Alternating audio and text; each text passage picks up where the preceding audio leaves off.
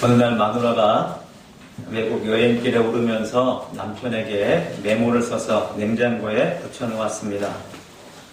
제목은 까불지 말라. 가스 조심하고, 불 조심하고, 지퍼 조심하고 기다려라. 마누라는 돌아온다. 라면이나 끓여 먹고 있어라. 그렇게 메모를 남겨놨습니다. 그 밑에 여백의 공간이 있으니까 남편이 거기다가 답글을 달아놓았습니다. 웃기지 마라. 웃음이 절로 난다. 기뻐 죽겠다. 지퍼는 내 자유다. 마누라는 오든지 말든지, 라면을 먹든지 말든지. 무슨 상관이냐 이거죠.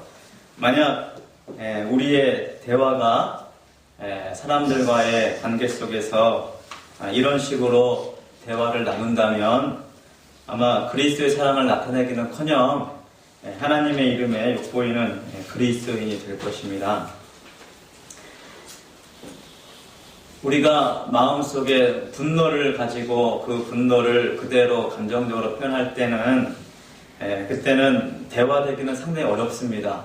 교회가 싸울 때나 또 사람들이 싸울 때나 늘 갈등의 골 빚어질 때 보면 항상 감정적인 싸움이 들어가는 것을 보게 되죠. 그러면 이 감정적인 싸움에 들어가면 옳고 그름은 더 이상 존재하지가 않습니다. 그저 감정적인 공방만이 왔다 갔다 할 뿐인 거죠. 그래서 우리가 대화할 때도 여러 가지 대화의 말도 중요하지만 그 말을 다루는 우리의 마음의 감정을 어떻게 다룰 것인가 하는 부분도 굉장히 중요하다는 생각이 듭니다.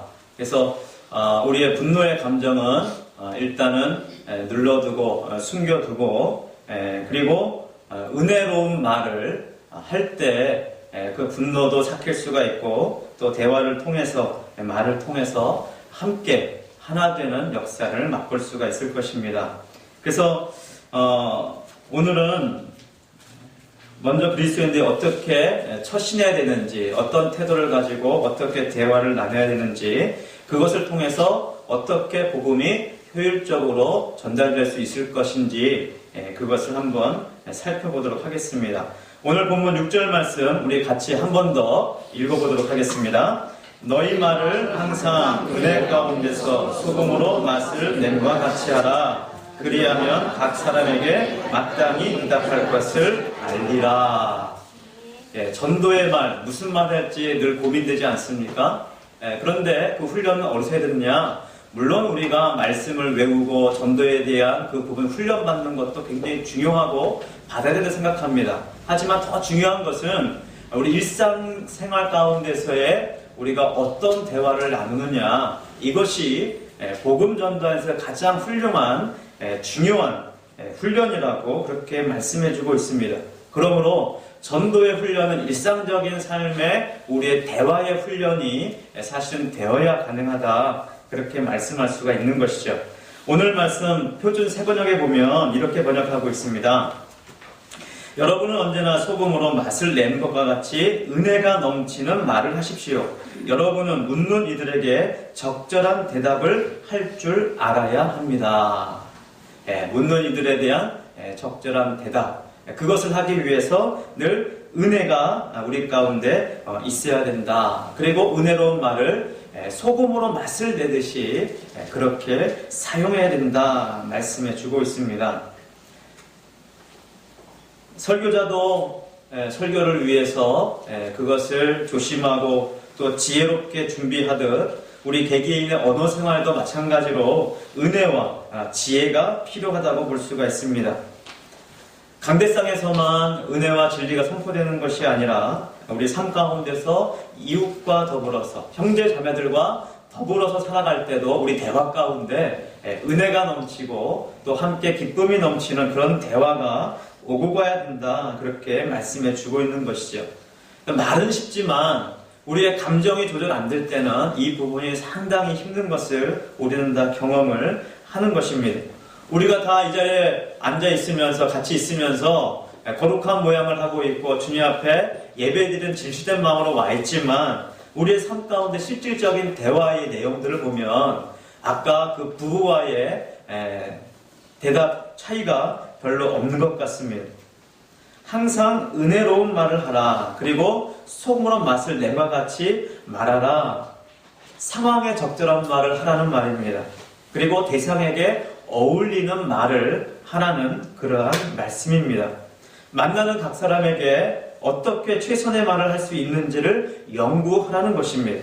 그것을 오늘 본문이 분명하게 명하고 있습니다. 대답할 것을 미리 준비하라. 대답할 수 있도록 너희가 그것을 준비하고 있어라. 이것은 일상의 삶 가운데서의 우리의 대화를 통해서 훈련해야 된다. 그렇게 말할 수 있는 것이죠. 어찌 보면 전도는 일상생활에서 계속 준비되고 행해져야 되고 우리가 해야 된다는 그러한 말씀이라고 볼 수가 있습니다.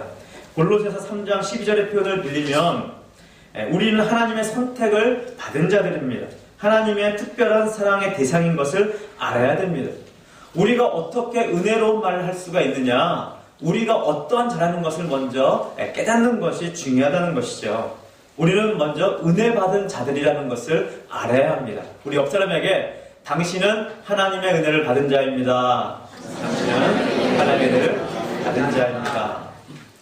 내가 그렇게 지금 느끼고 있든 느끼지 못하고 있든 분명한 사실은 하나님께서 여러분을 택하셨고 선택하셨고 그 하나님의 은혜로 부어주시고 계시고 그 은혜를 깨닫기를 원한다는 사실입니다. 우리는 하나님의 은혜를 받은 자들입니다. 우리 마음에 이 은혜가 넘쳐야 마음에 있는 것이 우리 입으로 나오게 되는 것이죠. 그래서 우리는 은혜를 받기 위해서 하나님의 말씀을 읽고 또 그 말씀을 묵상하고 하나님이 어떤 분인가를 생각하고 또 하나님 앞에 간구하고 기도를 합니다. 그래서 은혜를 충만히 받습니다. 그런데 사단도 우리가 은혜 받는 것을 너무나 잘합니다. 그래서 이 은혜 받는 것을 가만히 두고 볼 수가 없는 것이죠. 그래서 항상 조심해야 됩니다. 언제 조심해야 됩니까? 우리가 은혜를 받고 은혜가 넘칠 때 조심해야 됩니다. 은혜를 받고 다 가고 하면 사단이 이거를 엎어버리려고 준비를 하고 있어요. 성경에도 보면 우리가 예배를 드리거나 집 밖을 나가거나 우리가 항상 이 은혜로운 사과 충만했을 때 나가려고 할 때 문 밖에 서서 어떻게 하고 있다고 했습니까? 기다리고 있다. 우는 사자처럼 기다리고 있다. 그렇게 말씀해주고 있는 것이죠. 무슨 말입니까? 우리의 은혜를 쏟아버리려고 할 수만 있으면 은혜 받지 못하게 하고 은혜를 다 쏟아버려서 사람들의 은혜를 끼치지 못하도록 그렇게 하려고 준비하고 있다. 어찌 보면 우리의 대화가 은혜 받았을 때 은혜를 나타내야 되는데 어찌 보면은 은혜 받았을 때 은혜를 쏟아버리는 경우가 굉장히 많이 있습니다. 부흥에 끝나고 그리고 수련회 마치고 그 충만한 은혜로 집에 돌아갔을 때 대개 보면 어떤 일이 벌어집니까? 여러분 경험하지 않습니까? 대판 싸움이 벌어지는 경우가 많이 있습니다. 왜 그렇습니까? 은혜 받은 것을 나누면 그 영향력이 굉장합니다. 그러니까 은혜 받은 것을 쏟아버리도록 사단이 기회를 틈타고 노리고 있다는 것이죠. 그렇다면 오늘 본문 말씀은 이것과 아주 밀접한 상관이 있다는 생각이 듭니다. 매일매일 순간에 우리 대화 가운데서 하나님의 은혜를 우리가 어떻게 나눠야 될 것이냐 지혜가 필요합니다. 그리고 내게 있는 이 은혜를 어떻게 충만한 은혜를 나눌 것이냐 그리고 충만한 은혜를 어떻게 유지할 것이냐 이 부분은 주님과의 예배와 기도와 말씀 생활과 더불어서 이제 함께 우리 일상생활에서 지속되어야 되는 과제가 있는데 이 과제를 어떻게 풀어갈 것이냐 대화를 통해서 그리고 소통을 통해서 하나님의 은혜의 이 표현을 흘려보내는 방법을 통해서 우리가 이것을 행할 수 있다고 말씀해 주고 있는 것입니다. 여러분의 입술에서 나오는 말은 어떻습니까? 우리는 은혜 받은 자이기에 항상 은혜로운 말이 마땅합니다. 그럼에도 불구하고 우리는 늘 연약하고 넘어지기 때문에 이 은혜를 끼치지 못하는 죄인이기도 합니다. 그래서 우리는 날마다 결단하고 결심해야 됩니다. 주여 오늘도 우리 입술에 재갈 먹여주시고 하나님의 그 파수꾼을 세워주사 은혜로운 말로 하나님의 은혜를 나눌 수 있도록 도와주시옵소서. 대중을 상대로 하든지 아니면 우리 소그룹으로 오아시스에서 모여서 이야기를 나누든지 그리고 개인적으로 개인과 상대해서 대화를 나누든지 우리는 항상 은혜로운 말을 하기로 결단하고 그것을 어떻게 될지 훈련을 해야 되는 것입니다. 훈련하지 않으면 쉽지가 않습니다. 의식적으로 결단하고 의식적으로 그걸 계속해서 대화를 시도할 때 내가 어떻게 말할 것인가, 어떻게 은혜롭게 말할 것인가, 그것을 반복해서 연습하고 훈련하면서 계속해서 시도를 해야 됩니다. 이 말할 때는 우리의 좋은 감정은 표현하는 거 좋지만 악한 감정, 나쁜 감정, 분노의 감정, 화난 감정은 될 수 있는 대로 눌러놓는 것이 좋습니다. 물론 억지로 눌러도 되는 것은 아니지만 하나님의 은혜를 기억하면서 예수님의 그 십자가를 기억하면서 우리가 이것을 누르고 하나님의 사랑을 표현하려고 애를 쓰는 그런 훈련과 노력이 우리 가운데 필요할 것입니다.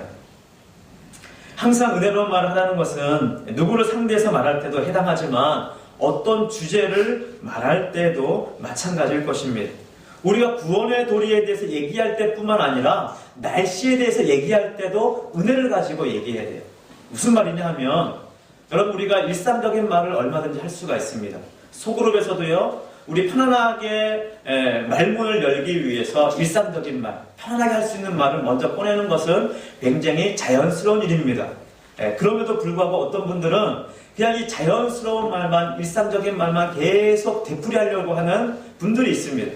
그렇게 되면 하나님의 깊은 은혜의 말을 하기는 어렵습니다.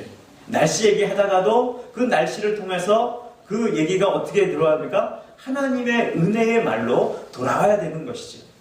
소그룹에서도 얘기를 나눌 때, 여러분의 대화를 나눌 때 하나님 편안한 얘기를 하다가도 하나님의 그 은혜, 그 편안한 이야기와 하나님의 은혜가 결부되어서 얘기될 수가 있다면 우리는 무슨 얘기를 하든지 그 은혜를 풍성하게 하는 그러한 대화를 나눌 수가 있을 것입니다.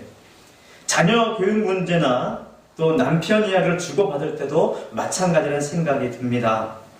연말 대선이 이제 얼마 남지 않았는데 정치적인 의견들은 다 다를 것입니다.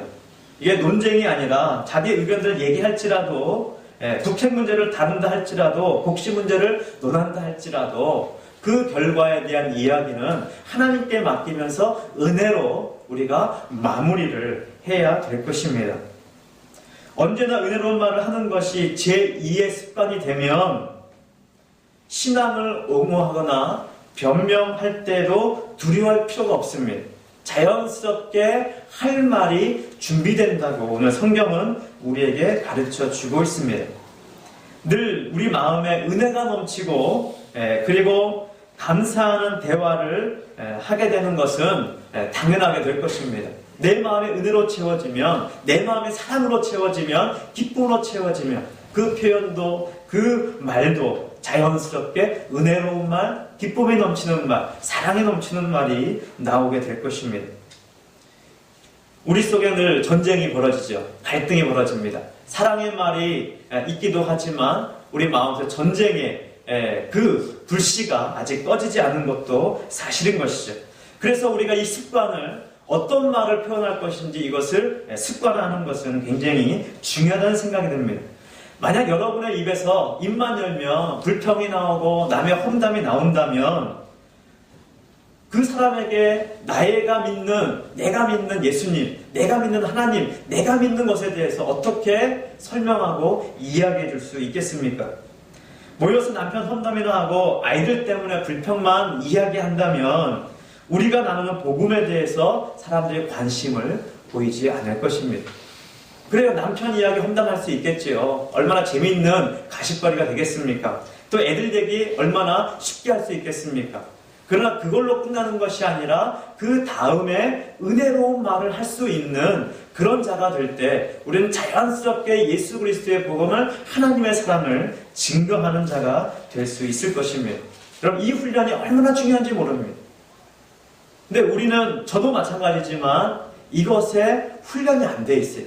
우리가 결단하고 일부러 작심해서 결단해서 이 훈련을 하기로 마음먹어야 됩니다. 하나님 내 입에 자갈 먹여주시고 제발 먹여주시고 하나님의 파수꾼을 세워주사 은혜로운 말을 할 수 있도록 도와주시옵소서, 지혜를 주시옵소서, 그리고 훈련하는 방법을 우리에게 가르쳐 주시옵소서. 만약 여러분이 자녀들과 어떠한 대화를 나누고 싶다. 그렇다면 될 수 있는 대로 공부 얘기는 하지 않는 것이 좋습니다. 물론 공부도 어떤 방법적인 지혜를 나누는 부분은 되겠지만 공부에 대해서 야, 너 공부해. 이래버리면 더 이상 대화는 진행되기가 어렵습니다. 근데 때때로 사람들이 그 아이에게 관심을 보인다고 남의 집에 가서 그 집의 자녀에게까지도 이런 질문을 던지죠. 야, 너 요즘 공부 잘하냐? 그런 질문을 던진다면 참으로 황당하기 그지없는 이해가 될 수밖에 없는데 우리는 아무런 거리낌 없이 그런 말을 서슴없이 내뱉는 경우가 굉장히 많습니다. 그럼 그렇지 않습니까? 이거 웃을 일이 아니에요. 저도 마찬가지고 여러분도 마찬가지고 그냥 너무 쉽게. 그리고 노총각 노처녀들 요즘 많습니다. 노총각 노처녀들이 추석 때나 설날 때 집에 내려가고 싶습니까? 가고 싶지 않습니까? 물론 고향 가고 싶고 부모님 보고 싶지만 그 말을 들을까봐 겁이 나요. 너 시집 언제 가냐? 장가 언제 가냐? 사귀는 남자가 있느냐? 빨리 시집 가야지.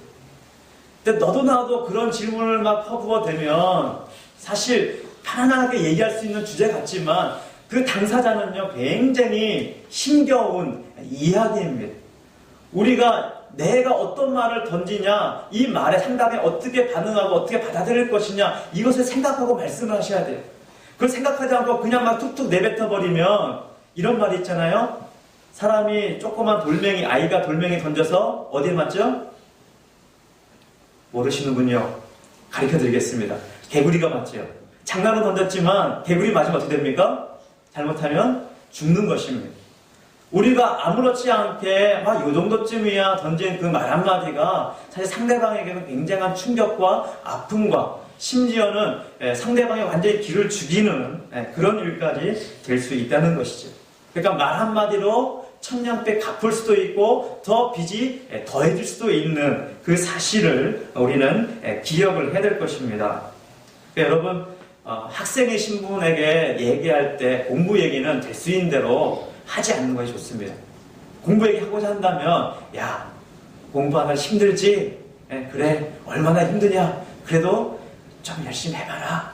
내가 응원해줄게. 기도해줄게. 이 말도 사실 힘든 말이에요. 이 말조차도. 하지만 이런 부분에서 그러면 세심한 배려를 가지면서 대화를 할 필요가 있다는 생각이 듭니다. 학교에서 동급생이나 선생님으로부터 받는 스트레스 대단한데 집에서마저 또 남에게마저 그런 스트레스 받으면 어디 가서 이걸 해결할 방법이 별로 없습니다. 해결을 찾기 위해서는 자칫 잘못하면 세상으로 빠지거나 안 좋은 일로 그것을 해결하려고 할 수도 있다는 사실을 우리는 염두를 해야 될 것입니다. 사랑하는 성도 여러분, 직장에서 귀가하는 남편에게 은혜와 평강의 말을 들려주시기를 바랍니다. 은혜 받은 사람은 은혜를 나누는 사람입니다. 주님 주신 평강이 그 마음에 있는 사람은 그 평강의 대화를 나눌 수 있을 것입니다. 직장에서 받은 스트레스를 여러분의 따뜻한 말로 위로하고 격려해준다면 남편이 받은 그 스트레스를 한 방에 싹 녹여버릴 수도 있을 것입니다. 40대의 스트레스는 대단하다고 합니다. 여러분 혹시 그 책 읽어보셨습니까? 아프니까 청춘이다. 대단한 베스트셀러였습니다. 근데 그분이 새로운 책을 지금 발간하고 준비하고 있다고 하는데 책 제목이 뭐냐면 결리니까 중년이다. 결리니까 중년이다라는 책을 지금 거의 준비를 하고 있다고 합니다. 또 최근에는 아플 수도 없는 마흔이다라는 책까지 출판이 되었습니다. 무슨 말입니까? 세상에서 사람들과 부대끼면서 소통하기 어려운 상황 가운데 살아가는 이 스트레스가 보통이 아니라는 것이죠. 일하면서 받는 스트레스가 보통이 아니라는 것입니다. 그러니까 서로 그것을 알아주고 이해해주는 말 한마디들이 얼마나 소중하고 중요한가를 얘기해주고 있는 것이죠. 여러분 오아시스 모일 때도 맛있거나 또 따뜻한 혹은 그런 함께 마음을 따뜻하게 할 만한 음식을 서로 준비하고 나눈다면 더 행복한 나눔이 될 수 있을 것입니다. 주님도 유대인들에게 바리새인들에게 어떠한 별명을 얻어먹었습니까? 먹기를 탐하는 자다. 예수님의 별명이 뭐예요? 먹기를 탐하는 잘하는 별명이 붙어있을 정도로 예수님 많이 드셨습니다. 왜 드셨을까요? 그냥 먹기 좋아서 드셨을까요? 그렇지 않습니다. 왜 먹었냐면 먹는 것을 통해서 더 깊은 대화와 하나님의 은혜의 풍성함을 함께 나누기 위해서 그런 것입니다. 그래서 성경에도 그렇게 말씀하고 있지 않습니까? 하나님의 나라는 성령 안에서 먹고 마시고 즐기는 것이 아니라 성령 안에서요 희락과 기쁨이다, 평안이다, 그렇게 말씀해주고 있는 것입니다. 왜 그렇습니까? 먹고 마시는 것 자체가 중요한 것이 아니라 그 먹고 마시는 것을 통해서 성령 안에서 누리는 그 기쁨이 중요하다는 것을 말씀해 주고 있는 것이죠. 여러분, 우리가 대화를 나누고 함께 소통하고 함께 할 때 이 하나님께서 주신 은혜를 나눌 수 있는 그 방법과 분위기와 이 모든 것을 연구하라는 것입니다. 어떻게 해야 우리 안에 있는 이 은혜를 흘리지 않고 넘치게 할 것인가, 그 대화 방법을 연구하라는 것입니다. 함께 연구하고 함께 대화하고, 그래서 우리 공동체가 서로 모일 때마다 물론 싸움이 있을 수 있고 다툼이 있을 수 있습니다. 그러나 그 다음에 그 상황에서 이것을 어떻게 소통하고 어떻게 대화하고 어떻게 풀어갈 것인지 함께 더 연구하고 함께 그래서 불화를 기쁨으로 더 잔치로 바꿀 수 있는 그러한 공동체가 되기를 간절히 소원합니다. 할렐루야. 이것은요 저절로 되는 것이 아니에요. 은혜가 넘쳤을 때 그 은혜를 어떻게 우리가 표현하고 대화가 나눌 것인가, 이것을 서로 연구하고 이야기하고 반복해서 제2의 습관으로 완전히 내 몸에 체득되도록 하지 않으면 우리는 이 받은 은혜들을 날마다 쏟아버리거나 성령을 소멸하는 자가 될 수밖에 없다는 사실입니다. 그래서요 연습해야 됩니다. 우리 모두 거울에 서서 우리 표정을 연습해야 됩니다. 은혜에 있는 표정, 은혜의 말을 하기 위한 준비되기 위해서는요 얼굴도 은혜의 얼굴을 띄어야 되는 것이죠. 그러니까 두 글자로 어떤 얼굴이 됩니까? 미소. 미소 띈 얼굴. 그러니까 거울 보시고 날마다 미소 띈 얼굴을 하시는 연습을 하셔야 됩니다. 예배 드릴 때도 저를 바라보실 때도 미소 띈 얼굴을 하시면서 바라보실 때 더 은혜로운 설교가 나갈 줄로 믿습니다. 할렐루야. 여러분, 이 서로 훈련하는 거예요. 서로. 그러니까 화날 때도 미소 띄면 웃으면 빨리 풀어집니다. 부부싸움도 누가 한 사람 막 열어서 막 화를 내는데 한 사람이 막 웃어버려요. 간지러움 피우면 계속 웃습니다. 그러면서 서로 웃으면서 쉽게 풀어줄 수 있는 상황을 서로 함께 얼굴을 붉히고 인상을 쓰고 나가면 그 싸움은 언제까지 갈지 보장받을 수 없는 장기 레이스가 펼쳐지게 되는 것이죠. 그래서 우리가 대화의 방법도 모든 표현도 우리가 함께 연습하는 것이 필요한 것입니다. 30년, 40년 굳어진 모습이라도 연습하면 바꾸어질 줄로 믿습니다. 믿음을 가지고 바꾸어 봅시다. 여러분, 우리가 복음을 전도하고 하나님의 사랑을 전도한다는 사람이 인상을 쓰면서 막 싸울 듯이 예수 믿으세요! 이렇게 외친다면 누가 그 예수를 좋다고 믿을 수 있겠습니까? 얼굴에 마음에 하나님 주신 그 놀라운 은혜와 사랑과 기쁨을 가득 품고 여러분 예수 믿으세요. 예수 믿으면 너무 좋습니다. 예수 믿으면 행복해집니다. 그 예수님이 나를 살리셨습니다. 여러분도 그 예수를 만났으면 좋겠습니다. 겸손한 마음과 사랑의 마음으로 대할 때 그래도 그 사람의 마음이 열릴까 말까 할진데 얼굴을 붉히고 싸울 듯이 덤벼든다면 누가 그 복음을 받아들이겠습니까? 그래서 오늘 사도 바울이 일상생활 가운데서 이 대화의 연습을 하라고 말씀하고 있는 것입니다. 대화할 준비를 하라. 대답할 그것을 미리미리 일상생활 가운데서 준비하면 너희가 걱정 없이 하나님의 성령께서 마땅히 그때그때 대답할 말씀을 너희에게 주실 것이다. 그럼 여러분, 하나님의 좋은 말씀을 암송을 많이 하시기를 주의 이름으로 축원드립니다. 암송을 많이 해서 입에 붙어 있어야 그것이 나오게 되는 것입니다. 어릴 적부터 이 훈련하는 것이 너무나 중요하다는 생각이 듭니다. 여러분, 기회 있을 때마다 하나님의 말씀, 내게 감동이 되는 말씀을 암송하십시오. 그리고 그 은혜의 말씀을 다른 사람한테 얘기하는 겁니다. 이러면 자연스럽게 전도가 되는 것입니다. 내가 은혜 받은 말씀, 이 말씀이 나를 어떻게 감동을 주고 어떤 기쁨을 줬는지 그 은혜를 나누는 것은 굉장한 영향력과 파워가 있는 것입니다. 하나님의 말씀은 능력이 있습니다. 하나님의 말씀은 살아있습니다. 그 살아있는 하나님의 말씀을 내 마음에 받고 그 은혜의 말을 우리가 준비해서 기쁨으로 겸손한 마음으로 즐겁게 감당해 나갈 때, 대화해 갈 때 그 말을 통해서 굉장한 영향력이 미쳐질 것입니다. 여러분 공동체를 깨트리는 말을 하고 계십니까? 아니면 공동체를 살리는 말을 하고 계십니까? 여러분 다른 사람에게 기쁨을 주는 말을 하고 있습니까? 아니면 다른 사람에 상처 주는 그러한 말을 하고 있습니까? 우리는 한 입을 가지고 가정스럽게 이 두 말을 다 가지고 하면서 살아가고 있습니다. 그러나 우리가 다시 한번 결단하기를 우리가 완벽할 수는 없겠지만 상처 주는 말은 내가 하지 않으리라. 다시 한번 결단하는 우리 모두가 되기를 바랍니다. 그리고 하나님의 은혜로운 말, 사랑하는 말, 기쁨을 주는 말, 남에게 유익을 주는 말, 이 말을 내가 할 것이다. 다시 한번 결단하고 해나갑시다. 오늘 이것을 사도 바울은 소금으로 맛을 낸 바와 같이 얘기하라. 그렇게 얘기해 주고 있습니다. 아마 요리를 하시는 분들은 이 말을 잘 이해할 것입니다. 여러분 소금은 짜죠. 너무 적게 넣으면 맛이 별로 없습니다. 그렇다고 맛낸다고 소금을 많이 집어넣으면 어떻습니까? 짜도 너무 짜서 먹을 수 없는 그런 상황 가운데 되는 것이죠. 그럼 이거 뭐 소금 사태가 왜 이래? 하면서 인상이 별로 안 좋아집니다. 그러니까 소금은 어때요?